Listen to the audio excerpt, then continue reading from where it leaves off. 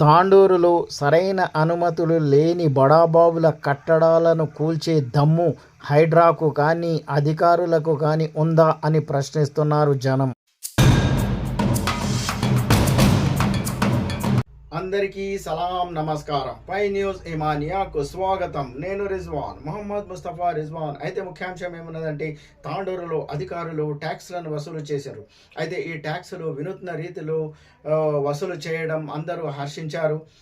మరి ఎవరైతే ట్యాక్సులు కట్టాల్సి ఉంటుందో, మరి ట్రేడ్ లైసెన్స్ ట్యాక్సులు, ఈ విధంగా అన్ని ట్యాక్సులు ఎవరైతే కట్టాల్సి ఉంటుందో వాళ్ళు తప్పకుండా కట్టాల్సిన అవసరమే ఉంది. దీంతో ప్రభుత్వ ఆదాయాన్ని పెంచాల్సిన అవసరం కూడా ఉంటుంది. మరి ఇందుకు అధికారులు ఈ విధంగా చేయడం వలన తాండూరు జనం అందరూ హర్షం కూడా వ్యక్తం చేస్తున్నారు. అదేవిధంగా భిన్నంగా కూడా స్పందించారు.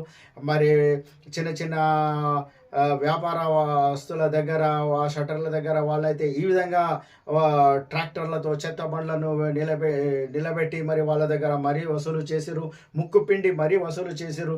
కానీ అదేవిధంగా పెద్ద పెద్ద వ్యాపార సముదాయాలు ఎక్కడెక్కడైతే ఉన్నాయో, బిల్డింగ్లు ఉన్నాయో, వాళ్ళ దగ్గర మాత్రం వసూలు చేయలేదని, వాళ్ళ ముఖాలు చూసి విడిచిపెట్టేశారని, మరి వాళ్ళకు భయపడుతున్నారా అని కూడా ప్రశ్నిస్తున్నారు. ఈ విధంగా చూస్తున్నట్లయితే మనకు హైదరాబాద్ రోడ్డు మార్గంలో ఒక స్కూల్, దానికి కేవలం గ్రౌండ్ ఫ్లోర్ మాత్రమే అనుమతి ఉంది. కానీ దానిపై 2 అంతస్తుల బిల్డింగ్ కట్టేసారు. అది ఇప్పుడు అక్కడ స్కూల్ నడుస్తూనే ఉంది. మరి దానిపై ఏ విధమైన చర్యలు తీసుకున్నారు, మరి వాళ్ళు పర్మిషన్ తీసుకున్నారా లేదా, మరి దాన్ని మీరు పరిశీలించారా, మరి ట్యాక్సులు కట్టారా అనేది సమాధానం చెప్పాల్సిన అవసరం అధికారులకు ఉంది.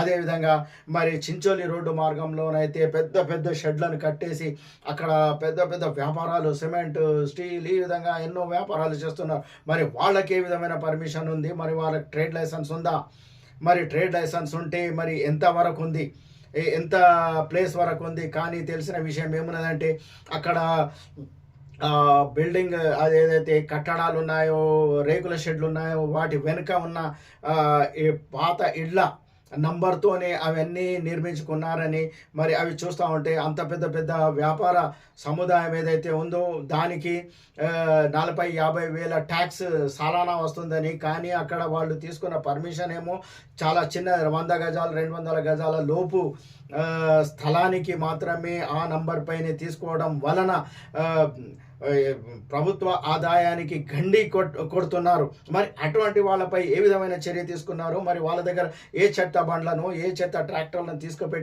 తీసుకుపోయి అక్కడ పెట్టి వాళ్ళు వసూలు చేశారు. మరి వాళ్ళ ట్రేడ్ లైసెన్స్ను ఎంతవరకు ఉంది, మరి అంతవరకు కాకుండా మరి ఎంతగా వాళ్ళు విస్తరించారు, మరి దానిపై ఏ విధమైన చర్యలు తీసుకున్నారని జనం ప్రశ్నిస్తున్నారు.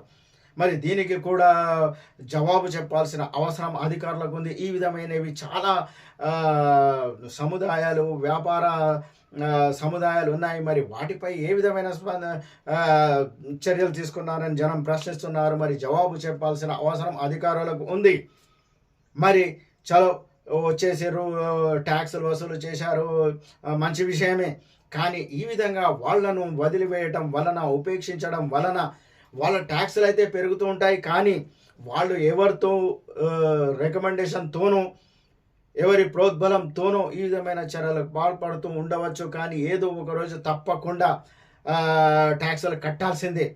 ట్యాక్సులను వాళ్ళ ప్రభుత్వ ఆదాయాన్ని గండి కొడుతున్నప్పుడు మరి అధికారులు ఏ విధంగా మరి స్పందిస్తున్నారు, జనం ప్రశ్నిస్తున్నారు.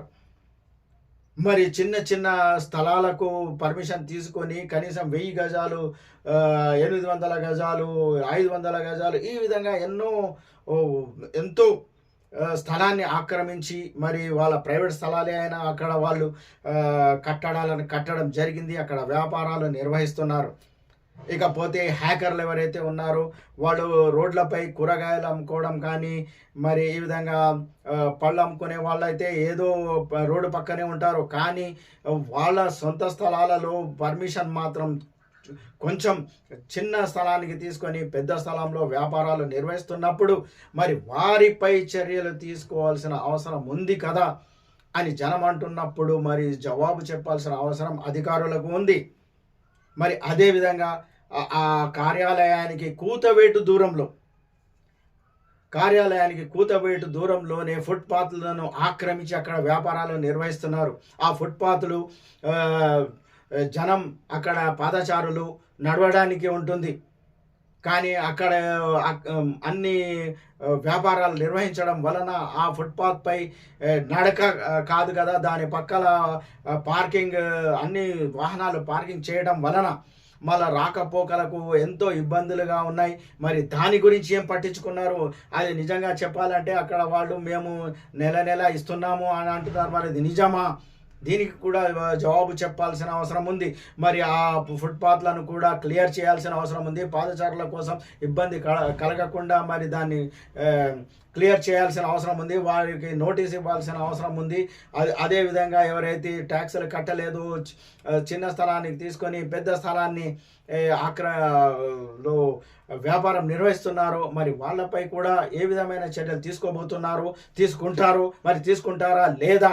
మరి మనం ముందు ముందు చూడబోతున్నాం. మరి నిజంగా అధికారుల వద్ద అంత దమ్మే ఉంటే, నిజంగా అంత వాళ్ళ నిబద్ధతనే ఉంటే, మరి చిన్న చిన్న వ్యాపారస్తుల దగ్గర అయితే ఆ విధంగా వసూలు చేశారు చేతబండ్లను పెట్టి. మరి వీళ్ళ దగ్గర ఏ విధంగా వసూలు చేస్తారో మనం ముందు ముందు చూడబోతున్నాం.